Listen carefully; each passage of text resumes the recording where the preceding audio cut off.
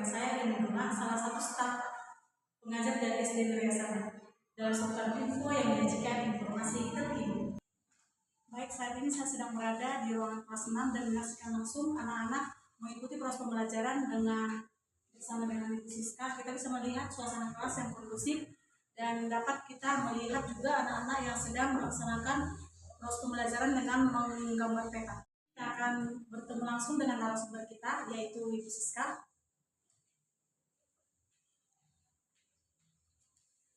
Halo Ibu Siska, selamat pagi. Oh ya, selamat pagi Bu. Bagaimana kabarnya hari ini? Baik, terima kasih Bu. Saat ini saya mau bertanya beberapa hal tentang Ibu. Bagaimana cara Ibu mengelola kelas supaya pembelajaran itu berjalan dengan baik dan kondusif?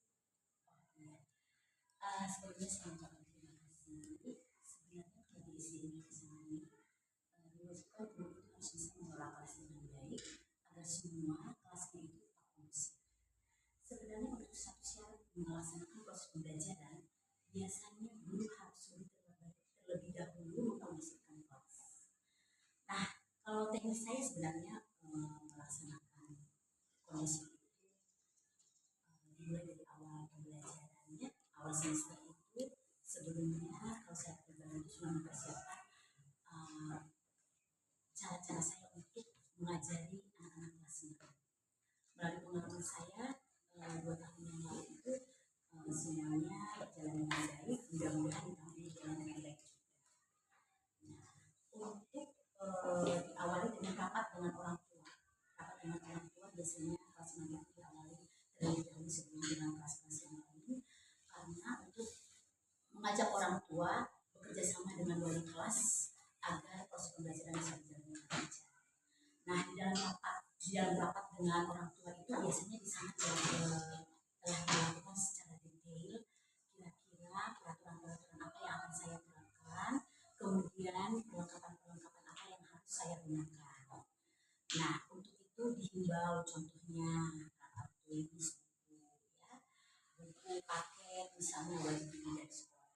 Kenapa harus wajib dibeli dari sekolah? Karena kebetulan kami menggunakan pendidik tertentu, itu ada paragrafnya. Karena di kelas 6 ini sebenarnya kami masih menggunakan kurikulum 2013 untuk materinya, tetapi kalau untuk prakteknya saya menggunakan kurikulum Merdeka. Jadi dari mulai 2 tahun sebelumnya saya tetap menggunakan teknik itu dan memang sangat lancar. Jadi menurut pemahaman saya memang zaman sekarang ini anak-anak itu tidak boleh hanya terlalu teori, tetapi harus dengan menggunakan apa yang mereka bisa. Artinya teori itu harus diaplikasikan ke dalam praktek. Contohnya seperti ini ya. Hari ini kami belajar IPS tentang negara-negara ASEAN. Sebelum kami memulainya itu, saya ingin mengetahui tujuannya itu agar anak-anak mengetahui bagaimana kondisi geografis dari setiap negara-negara ASEAN.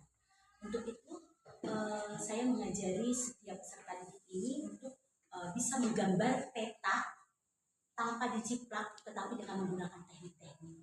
Sebenarnya teknik ini sih dengan pengalaman saya waktu kecil ya, saya SD juga di sekolah swasta juga, guru saya itu sangat hebat ya. Semua kami itu harus pintar dan kreatif dengan menggambar peta, menggambar segalanya. Karena guru kami ini memang serba bisa, menyanyi bisa, menggambar bisa, matematika bisa, semua pengetahuan dia bisa. Jadi saya ingin setidaknya saya ingin mencoba kira bagaimana agar kondusif suatu kelas. Jadi saya menggali pengetahuan dari anak-anak ini. Kira-kira menurut kamu bagaimana supaya kondusif? Tidak ribut Bu, ditulis ya. Bu, tidak terlambat Bu, ditulis. Nah, mereka nanti akan menulis di kertas berwarna dan akan ditempel di magnet di sana. Dan itu merupakan kesepakatan dan kami jalankan. Jika memang melanggar peraturan di kelas teman ini sebenarnya bukan hukuman, tetapi untuk supaya jangan mengulangi. Nah, mereka biasanya kalau terlambat itu didenda. Dendanya itu 10.000, tetapi bukan 10.000 bayar uang nominal uang 10.000 ya. Jadi satu kegiatan itu 5.000. Contoh kalau 10.000 dia harus melakukan kegiatan baik di rumah, di sekolah ataupun di lingkungannya. Jadi satu kegiatan itu 5.000 contoh, tanpa harus disuruh, harus dengan kesadaran sendiri. Misalnya, oh Bu, saya sudah membantu ibu saya di rumah, misalnya mencuci piring, atau menyapu, atau membersihkan kamarnya sendiri. Jadi tidak harus perlu yang berat-berat, tetapi dari mulai dirinya sendiri. Kemudian tentang orang tua. Nah, 90% orang tua di kelas ini memang sangat mendukung dengan proses pembelajaran ini, dan amat sangat jarang ya. Perhatikan, oh ternyata teman saya semuanya tertib, ya, semuanya tertib. Nah, secara perlahan-lahan dengan mendengar saya, murid saya ini juga ingin.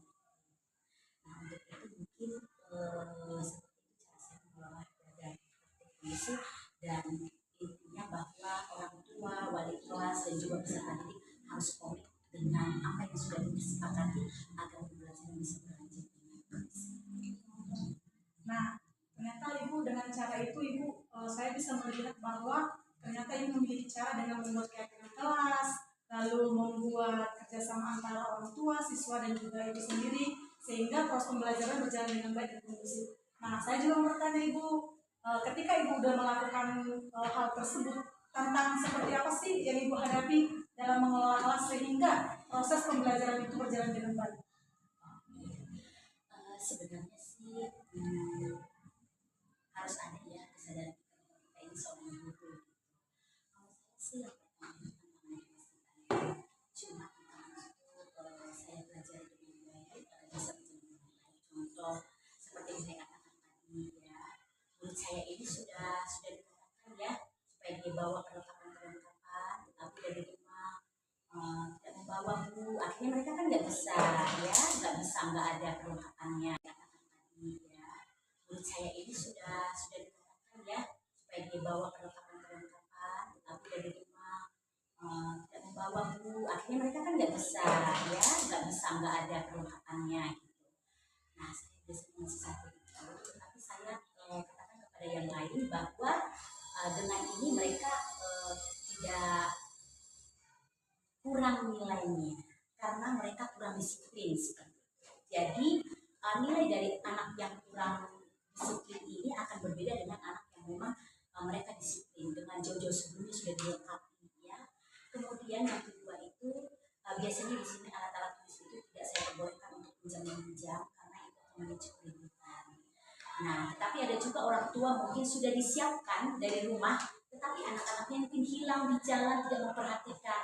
Nah, saya sebagai guru saya akan himbau di sini kalau selesai coba dicek dulu lagi, kembali dicek, jangan ada lagi yang tinggal, ini mahal begini begitu gitu ya, jadi harus dijelaskan. Kemudian yang ketiga itu sebagai kita wali kelas ya, perlu kita memperhatikan setiap peserta didik kita ini karakteristiknya supaya mereka paham, dan cara kita juga berbeda-beda menghadapi setiap peserta didik agar semua bisa berjalan dengan baik. Jadi teknik saya juga misalnya menghadapi si A bagaimana, menghadapi si B bagaimana, karena memang berbeda-beda semua karakteristiknya. Baik Ibu, terima kasih buat kesempatan yang diberikan hari ini. Semoga kita dapat berjumpa kembali di lain waktu. Terima kasih Bu. Terima kasih.